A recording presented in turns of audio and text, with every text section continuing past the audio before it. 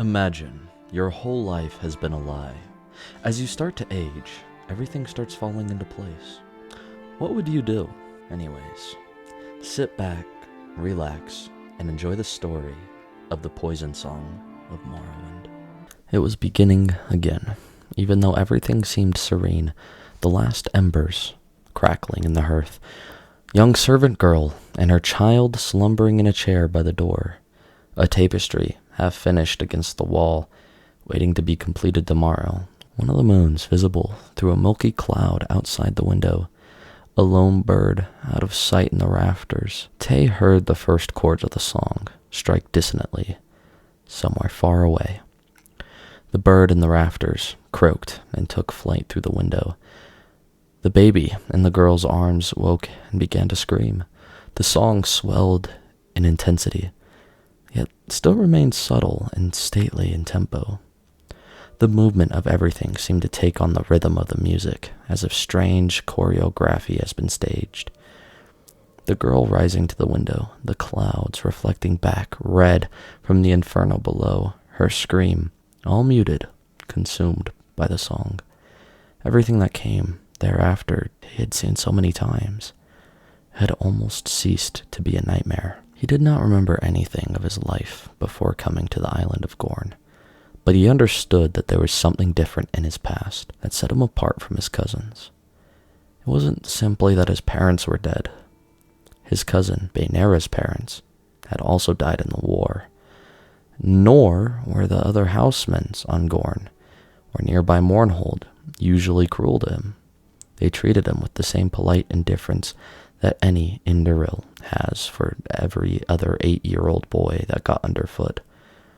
But somehow, with absolutely certainty, Tay knew he was alone, different, because of a song he always heard and his nightmares. "You're certainly imaginative," his Aunt Ulia would smile patiently, before waving him away so she could return to her scriptures and chores. Different? Everyone in the world thinks they're different.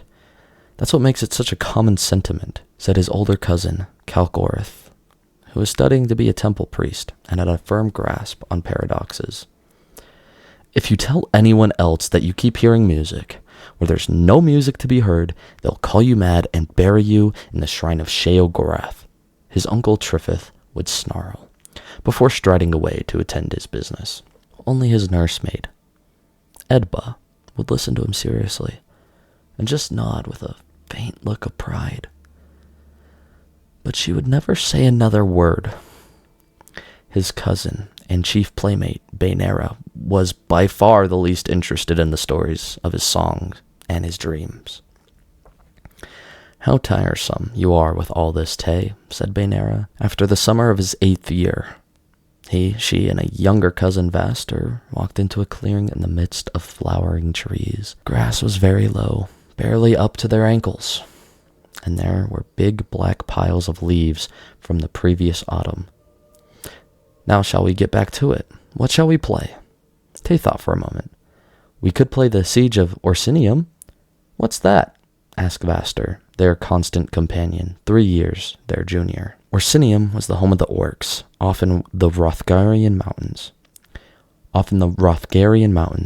For hundreds of years, it kept growing bigger and bigger and bigger. The orcs would come down of the mountain and rape and pillage all over High Rock, and then King Yoli of Daggerfall and Gaiden Shinji of the Order of Daigana, and someone else, I forget. They're from Sentinel, all joined together against Orsinium. For 30 years, they fought and fought. Orsinium had walls made out of iron, and try as they might, they couldn't break through. "So what happened?" asked Baenera. "You're so good at making up things that never happened. Why don't you make it up?" So they did. Tay was the king of the orcs, perched up in a tree they called Orsinium.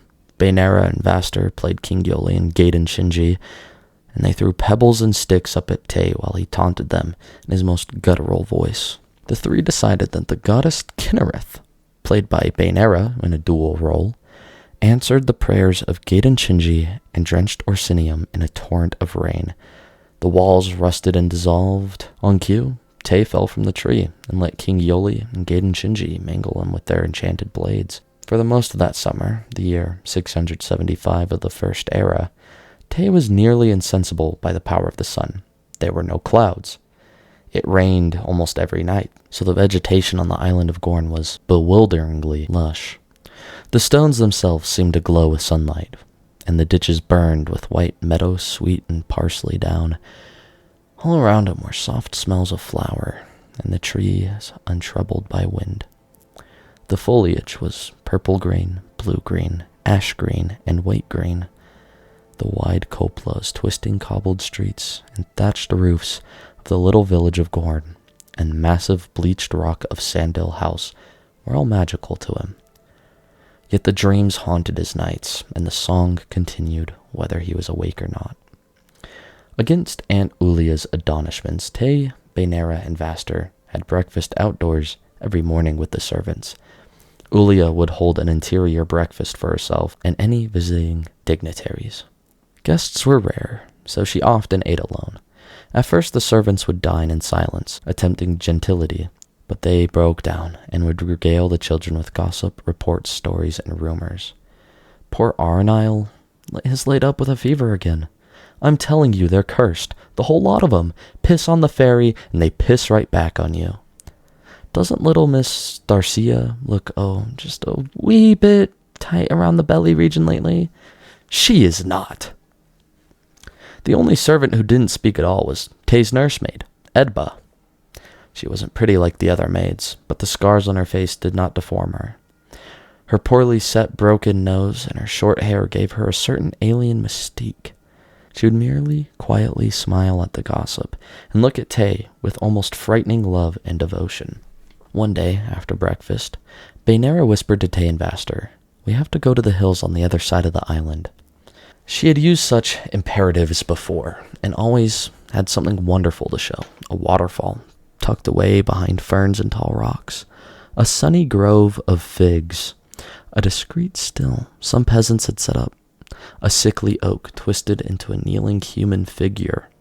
A collapsed stone wall that they imagined was thousands of years old. The last refuge of a doomed princess they named Morella. The three walked across through the forest until they came to a clearing. A few hundred feet beyond, the meadow sank to a dry creek bed, filled with small, smooth stones. They followed that into the dark woods, where trees canopied high over their heads. Sporadic red and yellow blossoms burst along the moist underbrush. But they became rarer and rarer as the children marched on under the umbrageous oaks and elms. The air crackled with birds ticking a staccato choral piece, a minor chord of the song. "Where are we going?" asked Tay. "It's not where we're going, it's what we're going to see," replied Baenera. The forest surrounded the three children completely, bathed them in its tenebrous hues, and breathed on them with wet chirrups and sighs. It was easy for them to imagine that they were within a monster, walking along its twisted spine of stones. Baenera scrambled up the steep hill and peered through the thick mass of shrub and tree. Tay lifted Vaster out of the creek bed and climbed out, gripping soft grass for support. There was no path through the forest here. Brambles and low-hanging branches struck at them like the claws of chained beasts. The cries of the birds became ever more stentorious, as if angered at the invasion. One limb drew blood on Vaster's cheek, but he didn't cry out. Even Baenera, who could pass like an ethereal creature through impenetrable forests, had a braid catch on a bramble, ruining the intricate pattern a servant had woven hours before. She paused to pull out the other braid, so her bright, unruly tresses fell freely behind her. Now she was something wild, a nymph guiding the other two through her woodland domain. The song began to beat like a wild pulse. They were on a shelf of stone below a cliff overlooking tremendous gorge, staring over an expanse of cinder. It looked like the scene of a tremendous battle, a holocaust of fire. Charred boxes, weaponry, animal bones, and detritus, too annihilated to be identifiable, littered the ground. Speechless, Tay and Vaster stepped into the black field. Baenera smiled, proud that she had finally found something of true wonder and mystery. "What is this place?" asked Vaster at last. "I don't know." Baynara shrugged. "I thought at first it was some kind of ruin, but now I think it's a junk pile. Just not like any junk pile I've ever seen. Just look at this stuff." The three began an unorganized survey of dusty mounds of refuse. Baynara found a twisted sword, only lightly blackened by flame, and began polishing it to read the inscriptions on the blade. Vaster amused himself by breaking brittle boxes with his hands and feet, imagining himself a giant of unbelievable strength. A battered shield attracted Tay. There was something about it that reverberated with the sound of the song. He pulled it out and wiped its surface clean. "I've never seen that crest before," said Baynara, looking over Tay's shoulder. "I think I have, but I don't remember," Tay whispered, trying to conjure the memory from his dreams. He was sure he had seen it there. "Look at this!" Vaster cried, interrupting Tay's thoughts. The boy was holding up a crystal orb. As his hands moved over the surface, brushing away the grit and dust, a key in the song rose, which sent a shiver through Tay's entire body. Baynara ran over to look at Vaster's treasure, but Tay felt paralyzed. "Where did you find that?" she gasped, gazing into the swirl beneath the crystal surface. "Over in that wagon," Vaster gestured towards a heap of blackened wood, barely discernible from the other piles, but for its cart spokes. Baynara began digging into the half-collapsed structure, so only her feet could be seen. The song built in potency, sweeping over Tay. He began walking toward Vaster slowly. "Give me that," he whispered in a voice he could barely recognize as his own. "No," Vaster whispered back, his eyes locked on the colors reflected in the heart of the globe. "It's mine." Baynara dug through the remains of the wagon for several more minutes, but she could find no treasure like Vaster's. Most everything within was destroyed, and what remained was a commonplace by any standards. Broken arrows, armor shards, guar bones. Frustrated, she pulled herself into the sunlight. Tay was alone at the edge of the great gorge. "Where's Vaster?" Tay blinked, and then turned back to his cousin with a shrug and a grin. "He went back to show everyone his new plunder. Did you find anything interesting?" "Not really," said Baynara. "We probably ought to get back home before Vaster tells them anything that will get us in trouble." Tay and Baynara started the walk, back at a quick pace. Tay knew that Vaster would not be there when they got back. He would never be returning home again. The crystal globe rested snugly in Tay's satchel, hidden under a pile of junk he had picked up. With all his heart, he prayed for the song to return and drown out the memory of the gorge and the long, silent fall down. The boy had been so surprised, he hadn't even time to scream. Tay felt no guilt, which frightened him. All through the long, fast walk away from the gorge, through the woods, across the dry creek bed, he chatted merrily with Baynara, fully aware that he had just committed murder. Whenever his mind strayed from the conversation, and he thought back on the last moment of Vaster's short life, the song would soar. He could not think of the boy's death, but Tay knew he was responsible. "You're a mess!" cried Aunt Ulia the moment she saw the two children emerging from the woods onto the grounds of the Sandil house. "Where have you been?" "Didn't Vaster already tell you?" asked Tay. The scene played itself out, as Tay knew it would. Every dancer in the song performing their steps as choreographed. Aunt Ulia saying she had not seen Vaster. Baynara, not yet frightened, making up an innocent lie about the threesome not having strayed far, saying he must have gotten lost. A slow but steady rhythm of panic intensifying as night began to fall, and Vaster had not yet returned. Baynara and Tay tearfully. He was surprised how easy it was for him to cry without feeling.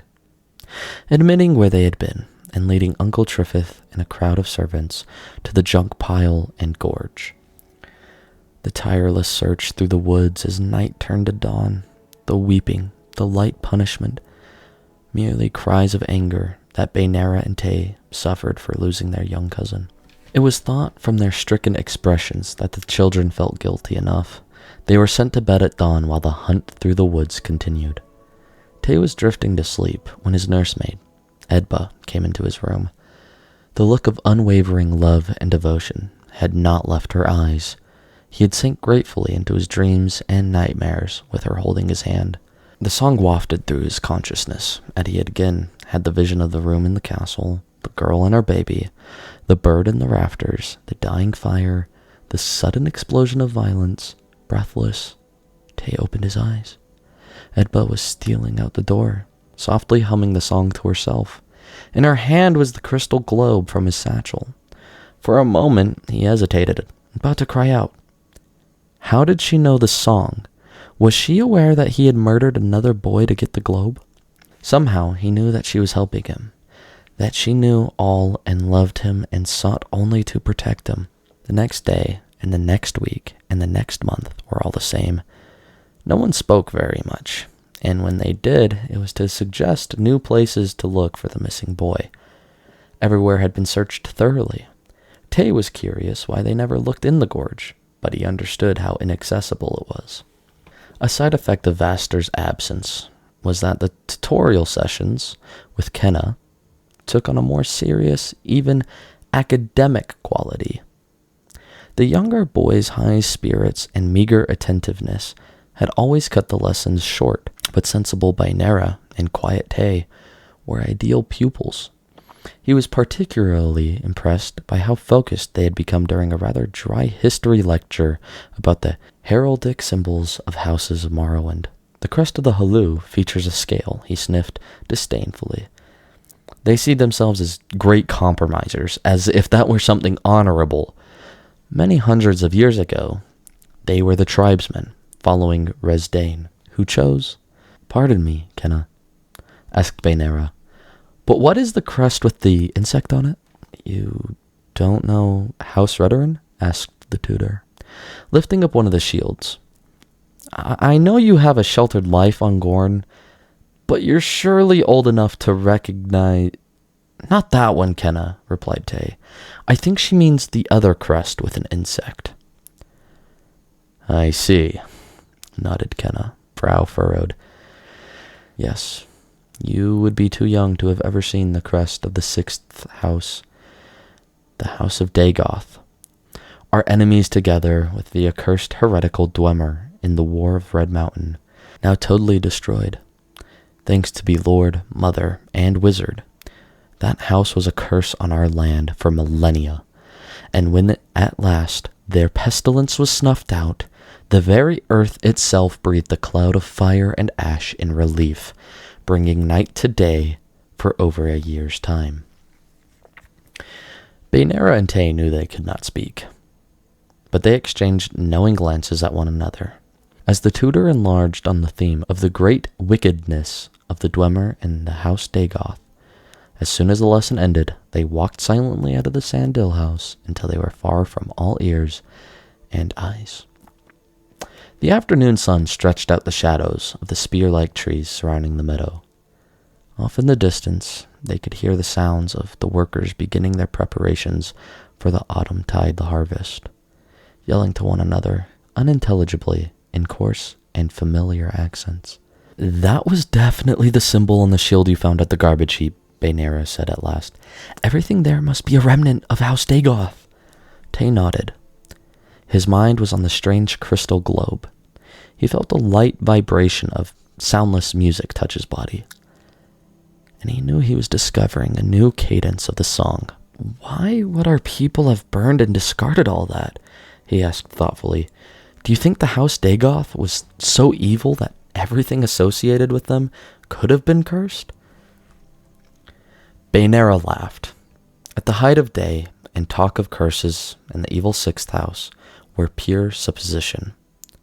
Something to add romance to one's life, but nothing to worry about. The two children walked back to the castle for yet another in a series of cold, quiet dinners. As the night fell, Bainera looked through the treasures she had picked up in the junk heap, by the light of the moons. The small jars, the torque with orange gemstones, the bits of tarnished silver and gold of no obvious purpose, all took on a sinister aspect. Revulsion overtook her feeling of admiration instantly. There was a strange energy to them, a tincture of death and corruption that was undeniable. Baynara ran to the window and vomited. Looking out to the dark, open lawn below, she saw a figure below lighting an arrangement of candles in the shape of a large insect, the symbol of House Dagoth. When it looked in her direction, she pulled back, but she saw the face illuminated by the tallows. It was Edba, Tay's nursemaid. The next morning, Baynara left the castle grounds early, bearing a large sack filled with her treasures. She carried them to the dumping ground and left them there. Then she returned and told her uncle Triffith what she had seen the night before, leaving out only what had made her sick in the first place. Edba was banished from the Isle of Gorn. Without discussion, she wept, begging to be allowed to say goodbye to Tay. But all believed that would be too dangerous. When Tay asked what had become of her, he was told that she had returned to her family on the mainland. He had grown too old for a nursemaid. Baynara never told him what she knew, for she was afraid. Tay was 18 in the year 685 of the First Era when he first saw Mournhold, the city of spires, home of the goddess, his cousin Kalkorith, already a senior initiate in the temple, gave him a couple of rooms on the ground floor of the house he had purchased.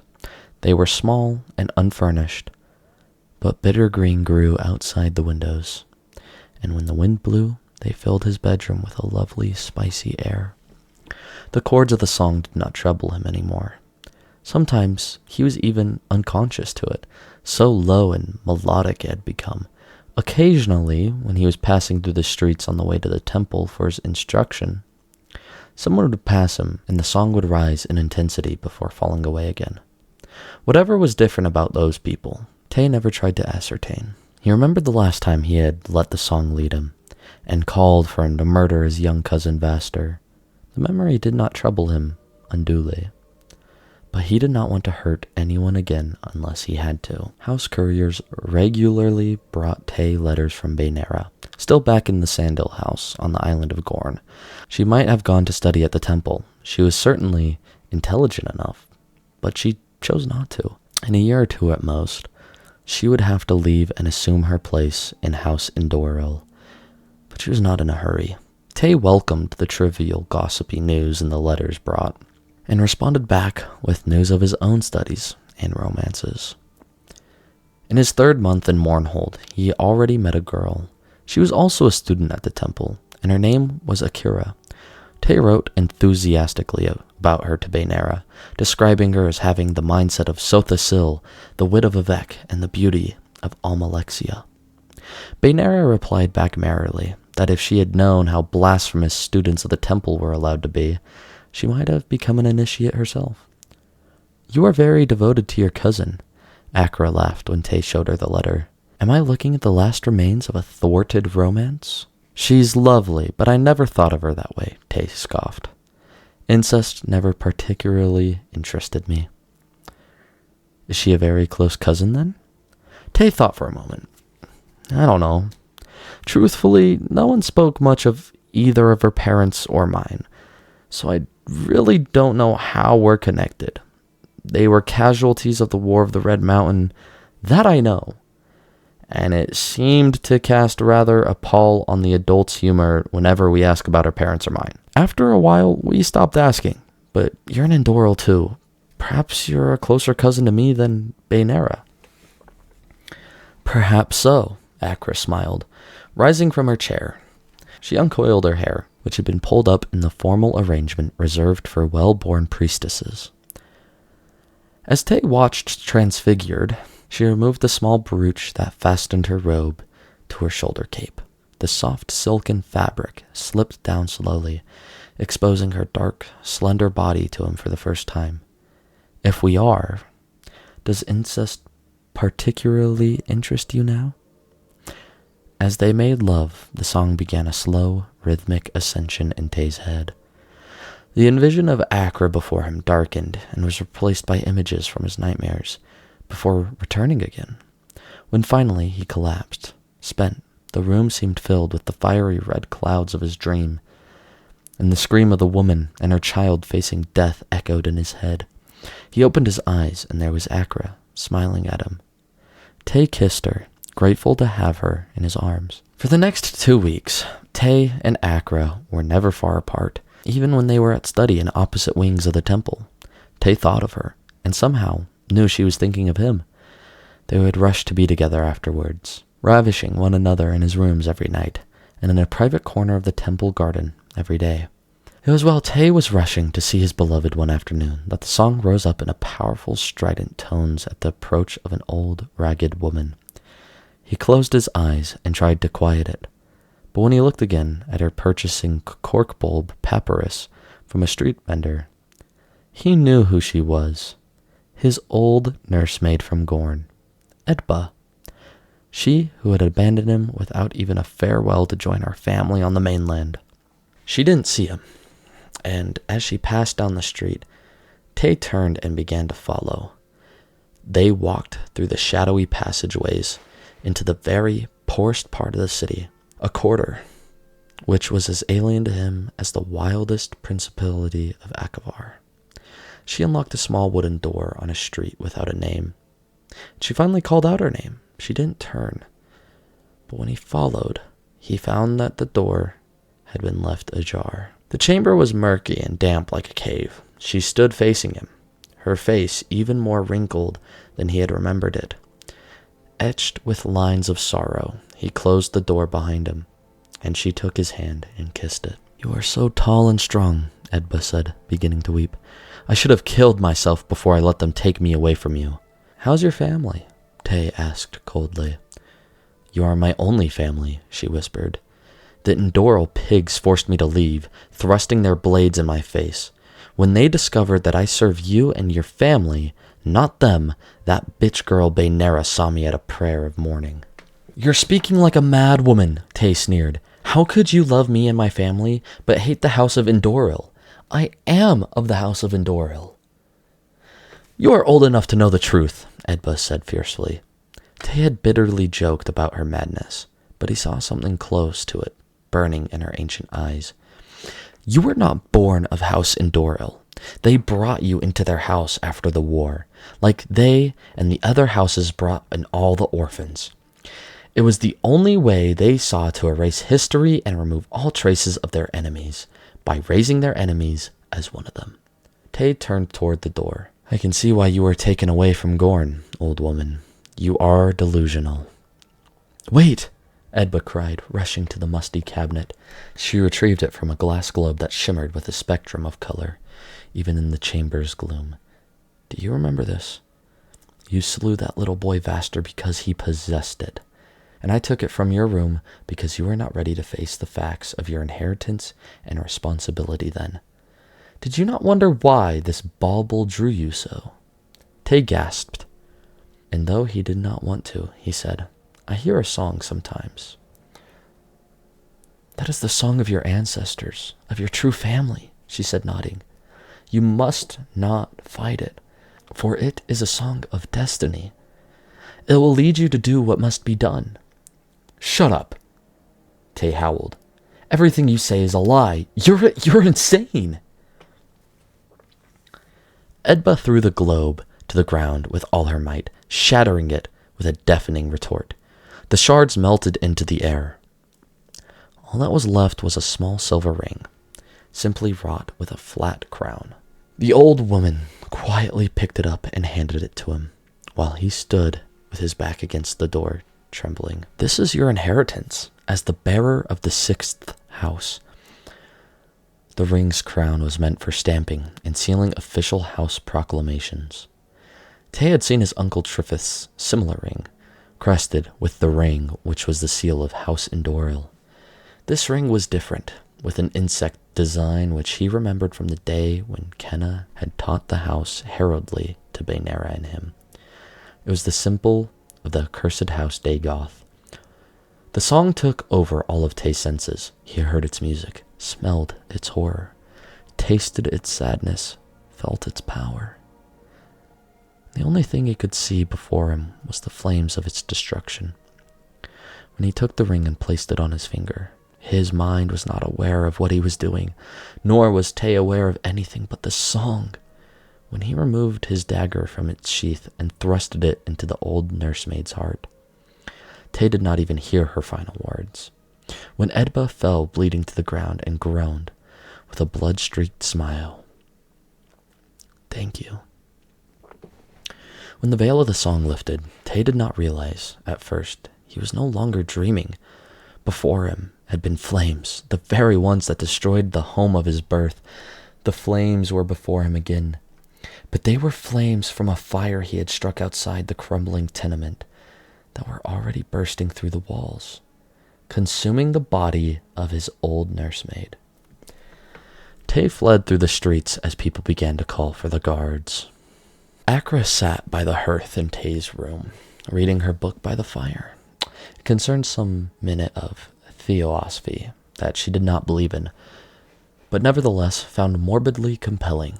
When the door opened and she heard Tay enter, she finished the paragraph she was reading before looking up. "I've been here for hours, darling. If I knew you were going to be so late, I would have brought more books," she giggled. When she saw Tay's face and the state of his clothing, her manner lost all frivolity. What happened to you? Are you all right?" "I've been to see my old childhood nursemaid, Edba," he said in a strange voice. "It was a sudden change of plans. I hadn't realized she was in Mournhold." "I wish I had known you were going," she said, rising slowly from her chair. "I would have loved to have met her." "Well, it's too late now. I've killed her." Akra inhaled deeply, studying Tay's frozen face. She took his hand. "Perhaps you ought to tell me everything." Tay let his beloved lead him to the hearth, where he sat blinking at the fire. He looked down at the silver ring on his finger. "Before I killed her, she gave me this. It's the sealing ring of the house Dagoth. She told me that I was a bearer of the inheritance. And the song I hear all the time in my head is the one that called me to kill another boy when I was young. Then Edba herself is the song of my ancestors." Tay fell silent. Akra knelt by his side, stroking his ring tan. "Tell me more." "My tutor, Kenna, taught us that the house Dagoth was a curse on Morrowind. He said that when they were all destroyed at the end of the war, the very earth itself breathed in relief." Tay closed his eyes. "I can see the obliteration. I can even hear it in the song. Edba told me that the 5 houses adopted the orphan children of Dagoth, raising them in their own traditions. I thought she was mad or a liar, but the real lie was all those years I thought my family was House Endoril." "What are you going to do?" Akra whispered. "Well, Edba told me to follow the song to my destiny." Tay laughed bitterly. But the song led me to her, so I don't know if she'd still give me that recommendation now. I know that I need to leave Mournhold. Before I knew what I was doing, I set fire in our tenement. The guards were called. I just don't know where I'd go." "You have many friends to shield you if you prove yourself to be the new leader of the Return of the Sixth House." Akra kissed the ring. "I will help you find them." Tay stared at her. "Why would you help me?" "When you thought I was your cousin of House Endoril, you did not mind having me, though it might as well have been incestuous," Akra replied, meeting his eyes. "I've heard the song too. It is not as strong with me as it is with you, but I never chose to ignore it. It taught me more than the ridiculous temple priests and priestesses ever could. I knew that my true name was Dagoth Akra, and I knew that I had a brother." "No," Tay said through his gritted teeth. "You're lying." "You are Dagoth Tython." Tay shoved Akra hard against the wall and ran from the room. As he fled through the hall, he heard the sound of Kalkorith's footfall on the stairs behind him. A percussive instrument unto the song was rising in his heart and head. Cousin, the senior initiate was saying, have you heard about the fire? Tay unsheathed his dagger and turned, burying it to the hilt in Kalkora's throat. Cousin, he hissed. I am not your cousin. The streets of Mournhold were lit by the red glow of the tenement fire, spreading through the tight alleyways by a steady and intense gust of wind. It was as if Dagoth himself was looming over the city, fanning the flames his heir had struck. A house guard running towards the blaze stopped at the sight of Tay, standing uncertainly, swaying before the front door of Kalkorith's house, a bloodied blade in his hand. What you done? Tay ran for the forest, his cape whipping behind him by the force of the howling wind. The guard clambered after him, sword drawn. He had no need to investigate the house to see the murder. He knew.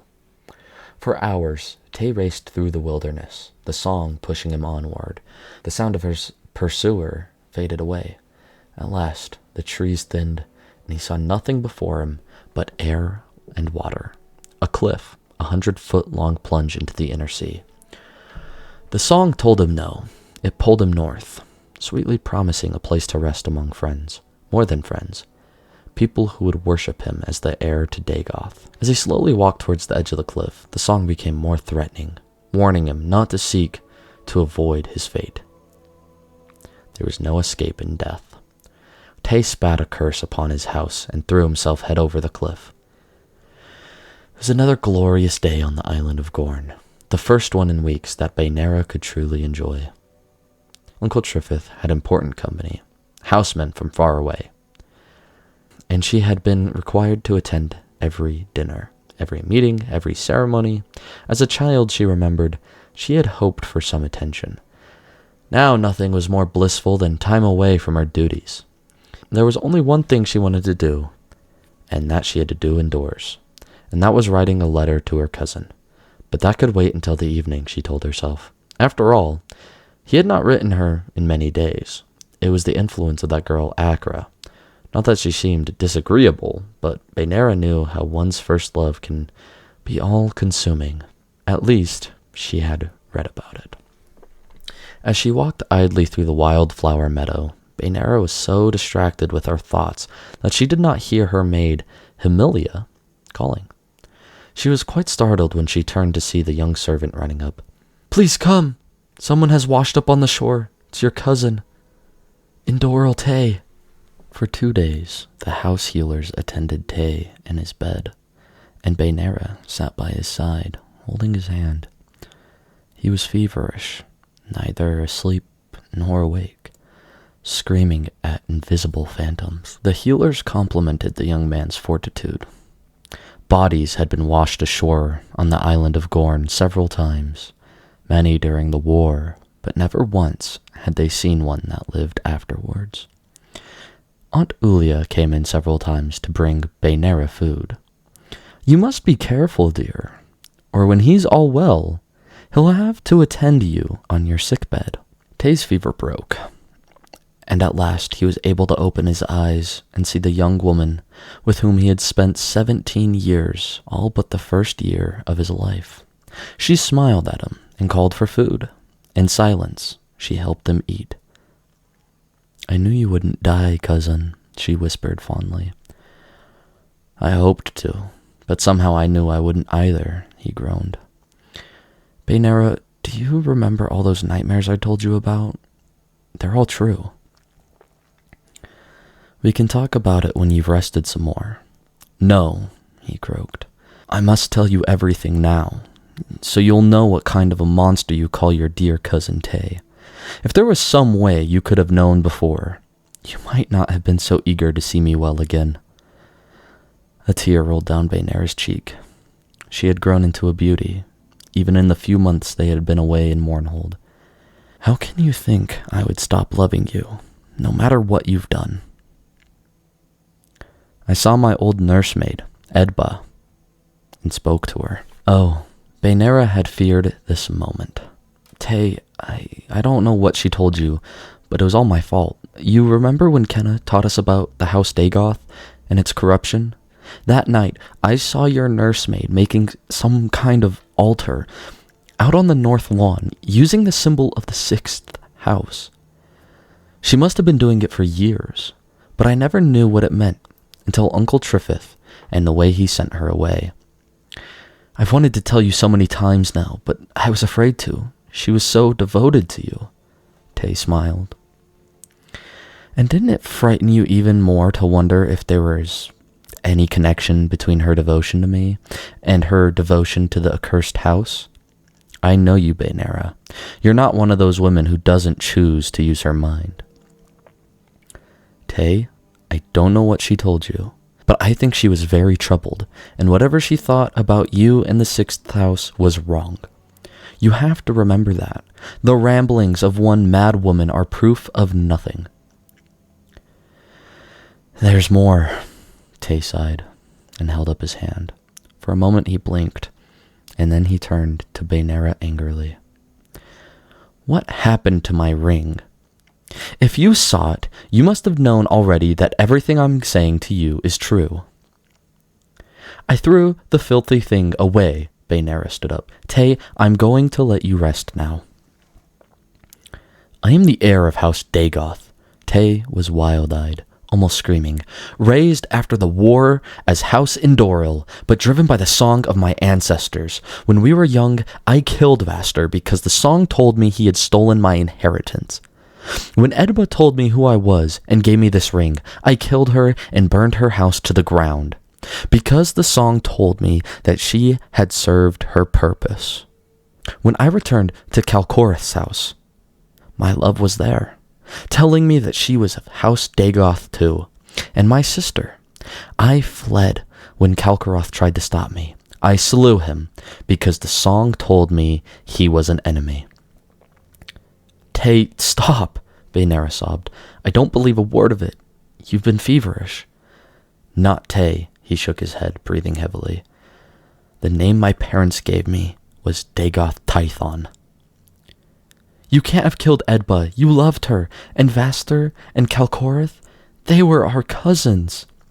They were not my true cousins, Tay said coldly. The song told me they were my foes, just as it's telling me now that you're my foe. But I won't listen, and I'll keep from listening as long as I can. Baynara fled the room, slamming the door behind her. She took a key from her startled maid, Hemilia, and secured the lock. Indoril Baynara, Helima whispered, with great sympathy. Is all well with your cousin, Tay? He'll be perfectly fine once he rests. Baynara recovered her dignity, wiping tears from her face. No one is to disturb him under any circumstances. I'll take the key with me. Now I have much work to do. I don't suppose anyone's spoken to the fishermen about restocking Sandhill house supplies? I don't know, said the maid. I don't think so.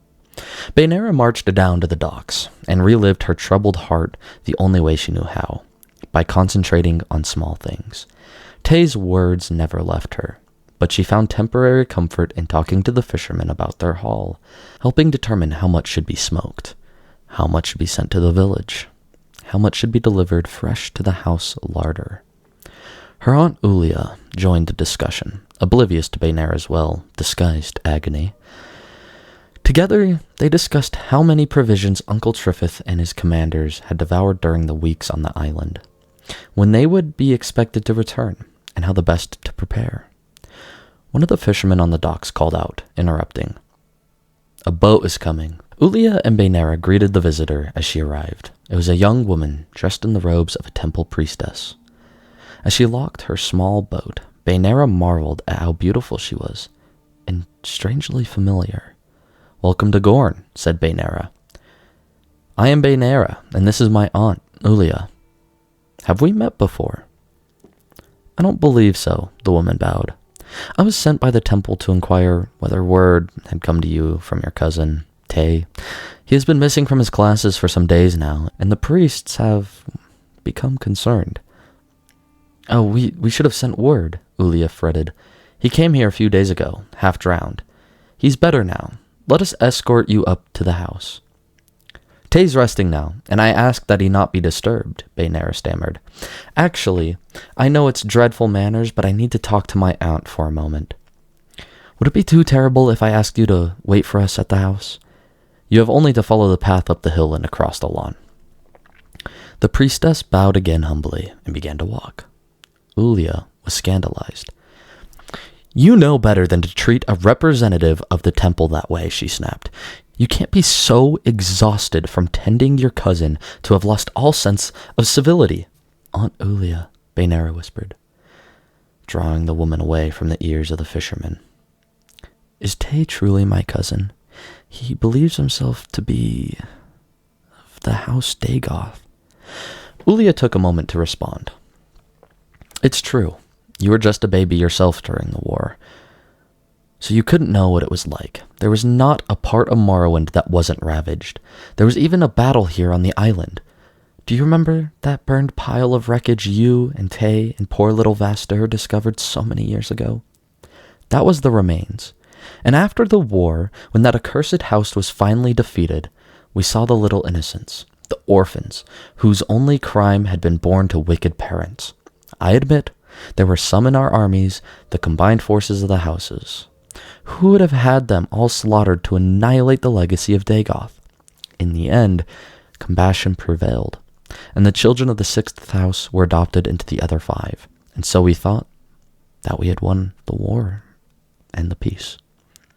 By the Mother, Lord, and Wizard, if all that Tay believes is true, then there is no peace. Baynara trembled.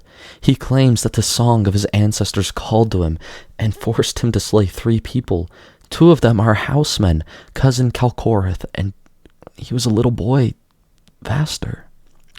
Ulia held her hands over her tearful face and could not speak. And it is only the beginning, said Baynara. The song still calls to him. He said that there were others who knew, who would help him raise up the 6th house, his sister. It must be an evil fantasy, Ulia murmured.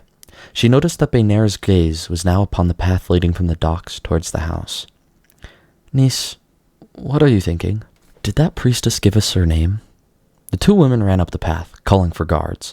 The fishermen, who have never seen the mistress in the house so undone, looked briefly at one another and then followed quickly behind, pulling out their hooks and blades. The front gate to the Sandil house stood wide open, the first of the corpses lying close within. And now it was Abator, painted fresh with blood. There was Arner, Uncle Trifith's valet, gutted, but still seated at the foyer table where he had been enjoying his afternoon glass of Flynn. Lorene, one of the chambermaids, had been decapitated while carrying some once clean linens up the stairs.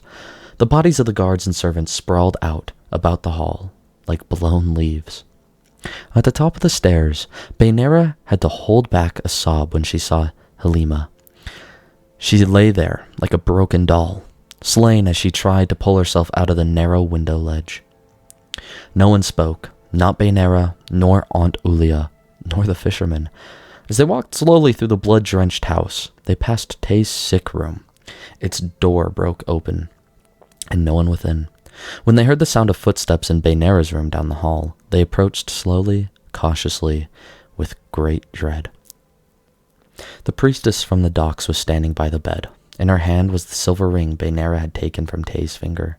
In the other hand was a long curved blade, splashed, like her once pristine gown, with gore. She smiled prettily and bowed when she saw she was no longer alone. Akara, I should have recognized you by Tay's description in his letters, Baynara said in her steadiest voice. Where is my cousin? I prefer to call myself Dagoth Akra, she replied. Your false cousin, my true brother, has already gone to fulfill his destiny. I'm sorry you were not here so he could give you a more permanent farewell. Baynara's face twisted in fury. She motioned for the fishermen, who advanced with their weaponry. Tear her apart. The 6th house will rise again, and Dagoth Tython will lead us, Akra laughed. Her words were still echoing as she gave the sign of recall and vanished like a ghost. The magnificent sprawl of the stronghold of Endorian was aglow in the light of the setting sun. Commander Jesrat watched it slowly disappear into the horizon, as he led the caravan southwestward. It was a strange practice for him to lead the night operation, but scarcely more bizarre than anything else was his facing. He was only 70 years of age, far from old for a Bosmer, and yet he felt like he belonged to another era. He had known the land of East Vardenfell his entire life. Every forest, every garden, every small village between Red Mountain and the Sea of Ghosts had become home to him. But now it was all different, twisted into a world he did not recognize since the eruption and the years of Sun's death. It made night travel all more treacherous, but it was a risk he was ordered to take. The Ashmeyer appeared quite suddenly. If a sharp-sighted scout hadn't seen it and given the signal, the entire caravan might have been swallowed whole. Jasrat cursed. It had not been on the map, but that was hardly surprising. It was a huge unnamed skaith stretching as far as anyone could see. The commander considered his options. He might lead his party to the southeast towards Tel Arun, and then try an approach due west. He consulted his map. He noticed a glimmer of a campfire in the distance, accompanied by his lieutenants. Jasrat drove his guar forward to investigate what appeared to be an Ashlander man and woman. "This is no longer your realm," he bellowed. "Don't you know it's been ruled by the temple, that these are house lands now?" The couple shuffled to their feet and began quietly walking away, toward a narrow ridge between the hill and Ashmeyer. Jasrat called them back. "Do you know a way around the Skaith?" he asked. They nodded, their eyes still to the ground. Jasrat signaled to his caravan. "You will lead us then." It was a treacherous winding, almost too tight for the guars. The wagons themselves scraped as the drivers pulled to avoid the Ashmeyer. The Ashlander man and woman whispered to one another as they led the caravan. "What are you mumbling about?" Jasrat hollered. The man did not turn around. "My sister and I were talking about the Dagoth rebellion, and she was guessing that you were bringing arms to the stronghold at Falsenaro, which is why you chose to cross the Ashmeyer rather than taking a road." "I might have known," Jasrat laughed. "You Ashlanders are so hopeful whenever you see signs of troubles in the houses and the temple. I hate to dampen your spirits, but what you're speaking of is hardly a rebellion, merely a few isolated incidents of unpleasantness. Tell your sister that." As they plodded onward, the narrow ridge began to taper even more. The Ashlanders found a low, jagged crevice in the hills, a crack from a lava flow, even predating Sun's death. The caravan scored the rock walls as it moved through. Commander Jasrat, after 20 years of uncertainty in the land he did not understand, felt a twinge of his old instinct. This, he thought to himself, would be a fine place for an ambush. "Ashlander, how close are we?" he shouted. "We've arrived," Dagoth Tython replied, and gave the signal. The assault was over in mere minutes, as had been calculated from the start. When the last body of House Guard had sunk beneath the Ashmeyer, only then was the inventory of the caravan revealed. It was better than they hoped.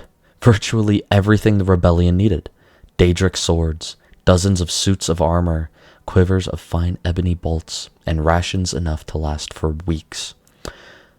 "Go on ahead to the camp," Tython smiled at his sister. "I'll lead the caravan. We should be there within a few hours' time." Akra kissed him passionately and gave the sign of recall. In an instant, she was back in her tent, exactly as she had left it, humming the song. She removed the Ashlander's rags and chose an appropriately Defanus gown from her trunks. Precisely the sort of dress Tython would love seeing her in when he returned. "Morosa," she called to the servant. "Summon the troops together. Tython and the others will be here very soon with all the weapons and rations we need." "Morosa can't hear you now," said a voice Akra hadn't heard in weeks. She turned, expertly removed every trace of surprise from her face. It was indeed Indoril Bainera, but not the quivering creature she had left behind at the massacre at Sandil House. This woman was an armored warrior who spoke with mocking confidence. She wouldn't be able to summon the troops if she could. "You may have weapons and rations, Akra, but there's no one left to arm or feed." Dagoth Akra made the sign of recall, but nothing happened. The moment we heard you banging around in the tent, my battle mages cast a diffusion of all magicka. Baynara smiled, opening the tent further to invite a dozen house soldiers in. You won't be leaving. If you think that my brother will walk into your trap, you underestimate his allegiance to the song, Akra sneered. It tells him everything he needs to know. I have convinced him to no longer fight it, and let it lead him and us to our ultimate victory. I've known him longer and better than you ever did, said Baynara coldly. Now, I want to hear what the song is saying to you. I want to know, where can I find Tay? Tython, my lady, Akra corrected her. He's no longer a slave to your house and the temple's lies. You can torture me all you wish, but I swear to you, the next time you see him, it will be because he wishes it, not you. And that will be your very last moment alive. Don't you worry, Baynara's Nightblade winked at her. Everyone says they won't break under torture, but everyone always does. Baynara left the tent. It was all part of warfare. She understood that. But there would be little to relish in witnessing it. She could not even watch as the house soldiers disposed of the rebel corpses. She had hoped that she would grow numb to the bloodshed after the weeks following Tython and Akra, massacre after massacre. It didn't matter to her that now the bodies were of her enemies. Death was still death. She had only been in her tent for a few minutes when her Nightblade appeared. Not so tough as she appeared, that one, he grinned. In point of fact, all I had to do was ask her nice and point my dagger at her belly. And she was blubbering everything. Not too surprising, really. It's always the ones that talk big that crumble fast. I remember my way back a couple years ago, before you was even born. Goran, what did she say? Baynara asked. The song, whatever that is, told her brother that she got herself caught, and not to return to camp, the Nightblade replied, only a trifle annoyed at having his fascinating story cut short. He's got half a dozen Mer with him, and they're going to try to assassinate the fellow that led Indoril army in the war, General Indoril Triffith. Uncle Triffith, Baynara gasped. Where is he stationed now? I'm not sure myself. Do you want me to ask if she knows? I'll come with you, said Baynara, as they walked towards Akra's tents. Cries of alarm sounded. The situation became abundantly clear even before they reached the site.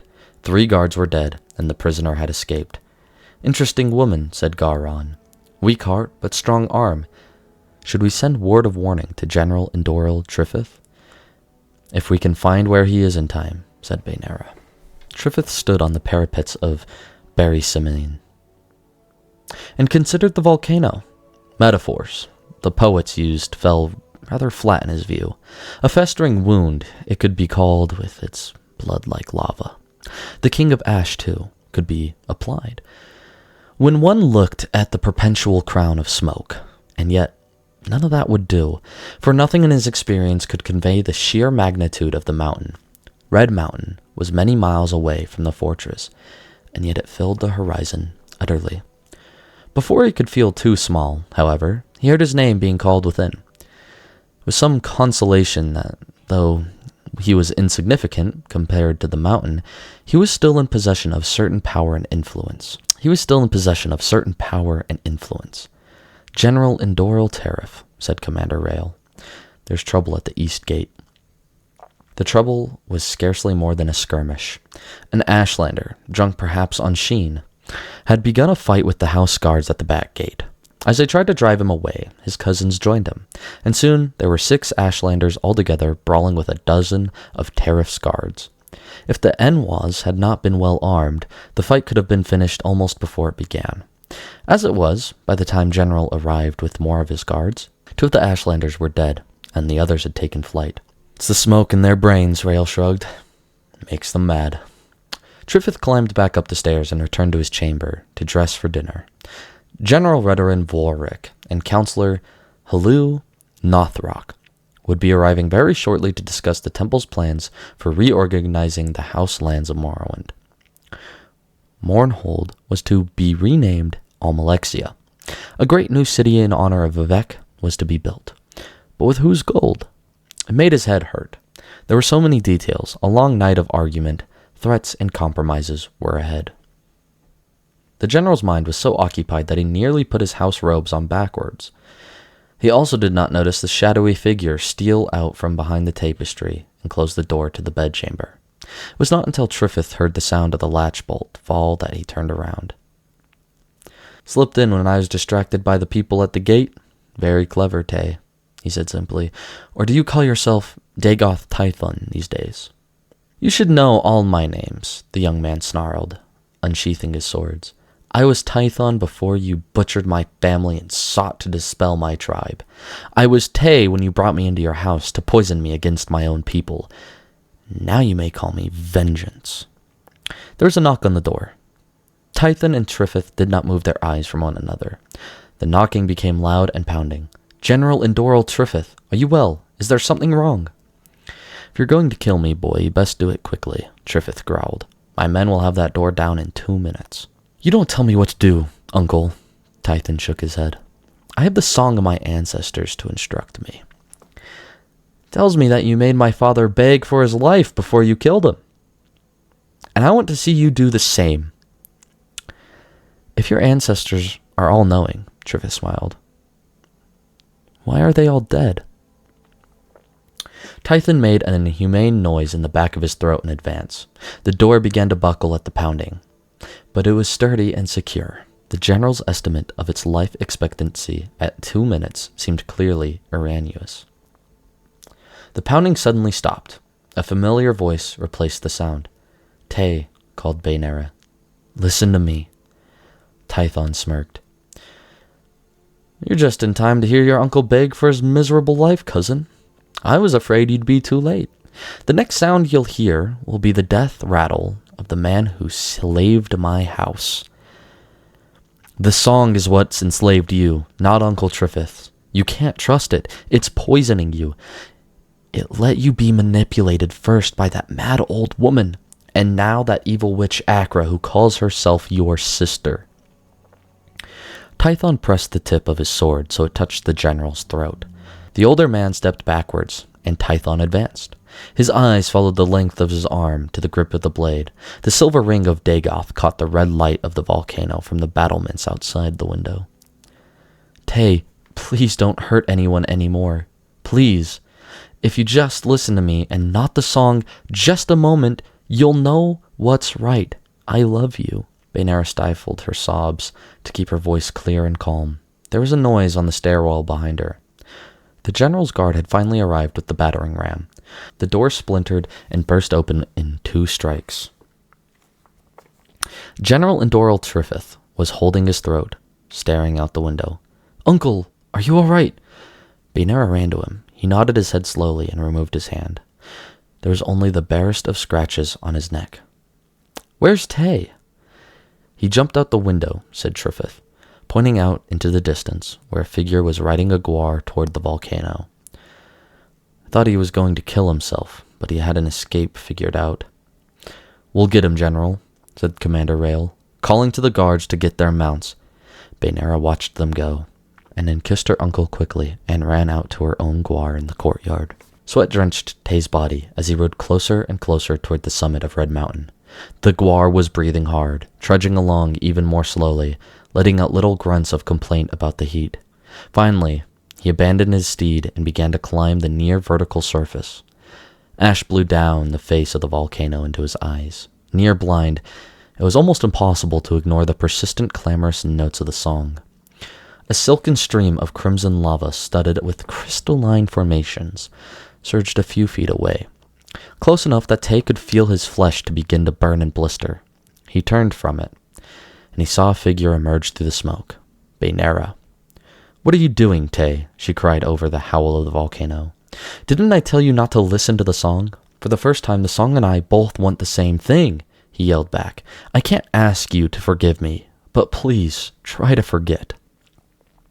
He pulled himself higher, out of Baynera's sight. She screamed his name, scaling the rocks until she found she was close to the open crater. Waves of boiling gas washed over her, and she dropped to her knees, gasping. Through the rippling miasma, she saw Tay standing at the mouth of the volcano. Flames erupted from his clothes and hair. He turned to her, just for a moment, and smiled. Then he leapt. Baynara was in a daze, and she began the long, treacherous climb down the volcano. She began to think of the projects ahead. Were there enough provisions and storage at our house in Gorn for the meeting of the houses? The counselors were bound to stay there for weeks, maybe months. There was much work to be done. Slowly, as she descended, she began to forget. It would not last, but it would be a start. Dagoth Akra stood as near to the mouth of the volcano as she could stand, blinking her eyes at the ash soaked by the heat. She watched all and smiled. On the ground was the silver ring of the seal of House Dagoth. Tython had been sweating so much. It slipped off. She picked it up and put it on her own finger. Touching her belly, she heard a new refrain of the poison song of Morrowind begin. If you guys made it this far into the video, I really appreciate it. If you're asleep, well then, good night. But I really enjoyed this book. It was quite long, but I was entertained the entire way through. I just want to say, again, thank you. Shout out the channel members. Darnell, you're a legend. And I hope everybody has a great day, and I will see you in the next video. See ya.